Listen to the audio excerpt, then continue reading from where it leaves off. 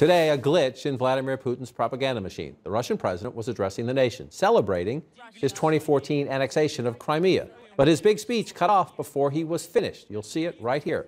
The shot abruptly cutting to a group of singers. The Kremlin says it was just a technical glitch, and the speech was later replayed in its entirety. The Kremlin is also reacting angrily to tough and personal words from President Biden about Putin.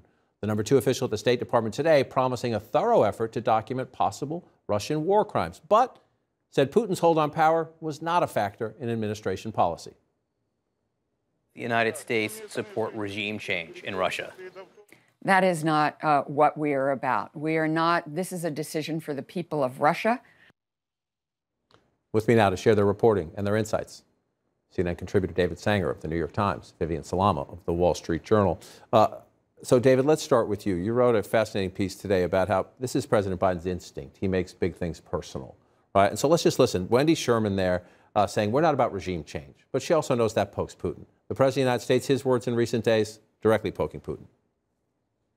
The Republic standing together against a murderous dictator, a pure thug who is waging an immoral war against the people of Ukraine.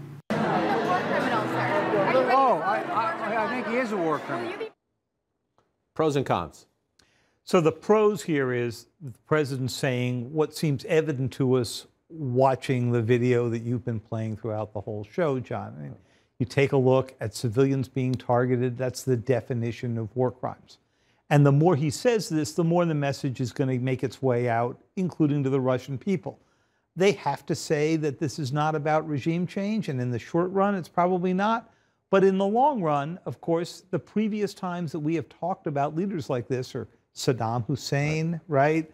Bashar Assad, who's still in power, but we accused of war crimes and said we couldn't imagine Syria going on with him as a leader. Well, he's still a leader.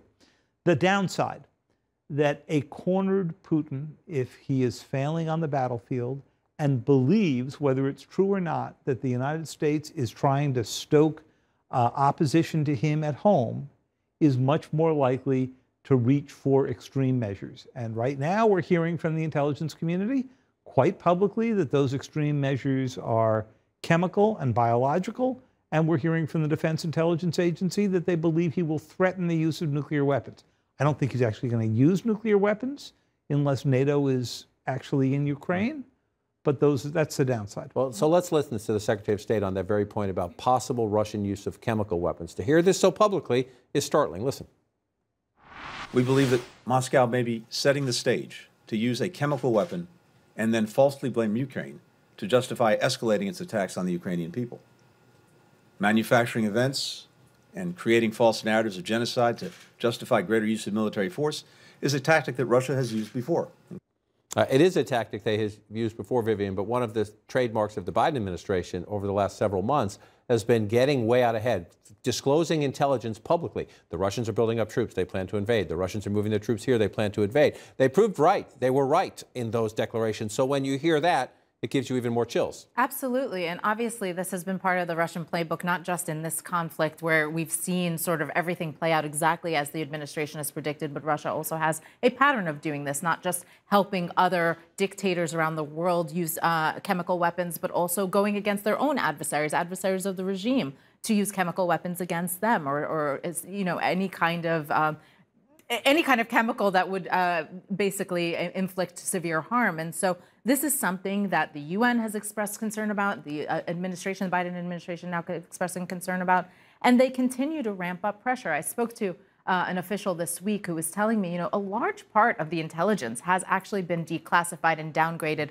so that they could continue to ramp up public pressure against Vladimir Putin. And so definitely when we do hear the Secretary of State or anyone in the administration going out there and saying anything, especially given how spot on their track record has been with the intelligence in this conflict, you have to say, okay, this is getting really bad.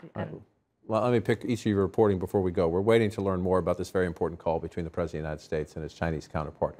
What is the sense at the White House as we wait to learn more? Do they, you know, the goal number one is keep the Chinese from directly helping Russia. The question is there any scenario under which the Chinese would then turn to try to do something to help the United States? Vivian?